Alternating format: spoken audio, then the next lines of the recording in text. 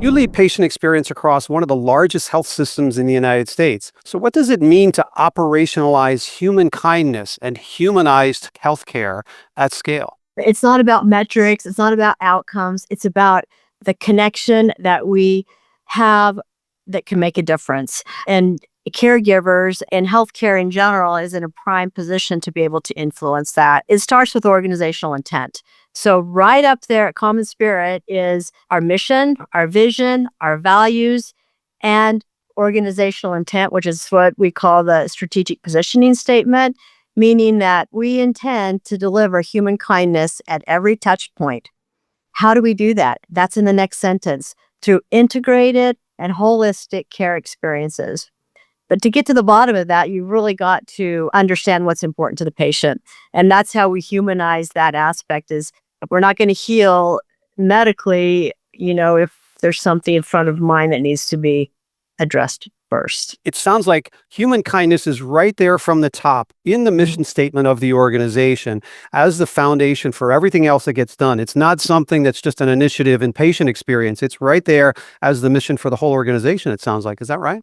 Absolutely. It's not only for patients, but consumers, wanting to have that seamless care delivery, but also super important is how we treat each other, because how we treat each other will, obviously influence how we treat our customers and our patients. There are so many different work streams, addressing this within their functional area. I have patient experience, but it's been really gratifying to see other work streams tackle this as well. I know that you've emphasized that patient experience efforts need to be integrated with quality and safety.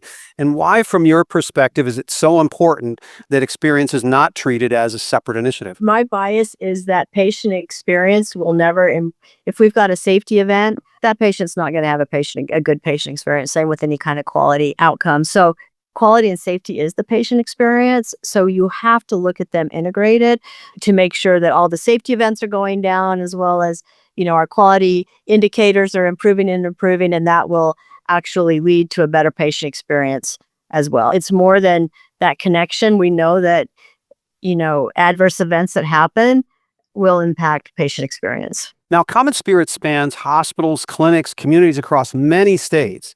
What are the biggest challenges in creating consistent patient experience across such a complex system of organization? In every single one of our care settings, the data that we use to understand the patient experience is different. So different questions are asked in survey. These are different in different care settings. For example, in an inpatient person in a room versus somebody who's sitting in a reception area in a clinic. Those sorts of different care settings require different approaches to improvement. So we've had to really customize our efforts for whatever care setting it is that we are intending to improve. And we have goals, specific goals in each one of these care settings. We have 5 care settings that are visible to our board with goals. And then we have about 5 others that we also look at in smaller care settings. And so you're really kind of tailoring it to that environment. Yes. And that is how you kind of eat the elephant, if you will, kind of one care environment or one specialized program at a time. Correct. And we have subject matter experts that are on the national team that support those areas, those care areas, and really refine the practices. Now, how we treat each other and how we treat people, that should be, across all care settings, but the tactics alone are a little bit unique for each care setting. So we have subject matter experts that actually work with the operators in these respective care settings to drive the improvement efforts. That sounds great. Now, many organizations collect patient feedback, but struggle to translate that into insights and change. How do you ensure that patient experience data actually drives improvement? How do you apply that? How do you translate it? We have so much data, and somebody told me just the other day that we get 1,600 comments back every single day.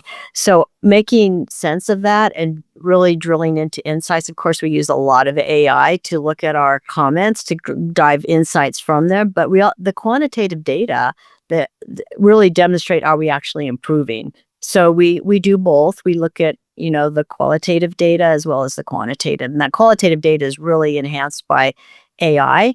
But what's going to impact that is that human experience at the point of service. And I heard a story recently, as I mentioned to you before, about one of the CommonSpirit hospitals in Omaha, Nebraska. And it was related to me by someone who had lost her mother and who was in an end stage cancer state. And that from the time of her diagnosis of stage 4 colon cancer to the time that she passed was only 19 days. But in those 19 days at Emmanuel Hospital in Omaha, the care team was so attentive, so caring, so comforting, not only to her mother, but also to her family, that they would arrange to bring them meals late in the day and so forth. And that when their mother eventually passed 19 days later, they really had formed a relationship with those care providers, despite that they all knew that it was going to be an end-of-life situation. So much so that members of that care team took time off and drove 90 miles each way to her funeral, which I just thought was really touching and shows that even in those instances where we know what the outcome is going to be, that could have been much more traumatic, but in the end, it was much less traumatic because of the comfort they provided. I think it's stories like that that really show human kindness and bring it to life. And thank you so much, Chris, for highlighting that. This happened at one of our CommonSpirit hospitals out in Nebraska. But what I want to underscore is the relationships that you build. And that is what will be key to building that connection with people that will ultimately leave a lasting imprint and acknowledgement of the services at any given hospital, clinic, home health service, etc. It's relationships, it's connection, but it's really understanding what's important to that patient in that moment. 19 days is not a lot of time to actually make an impact, and it sounds like they did. So yay for Emmanuel. Absolutely. And as you've said before,